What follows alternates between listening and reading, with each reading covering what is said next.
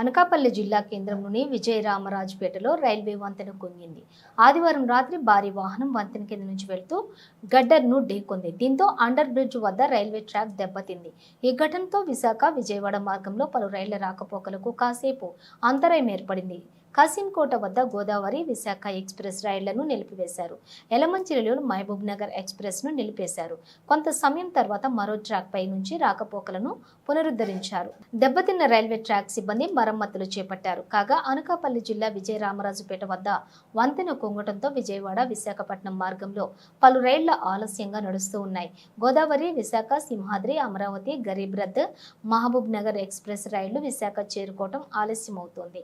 ఈ నేపథ్యంలో విశాఖపట్నం రైల్వే స్టేషన్లో సమాచార కేంద్రాన్ని రైల్వే అధికారులు ఏర్పాటు చేశారు.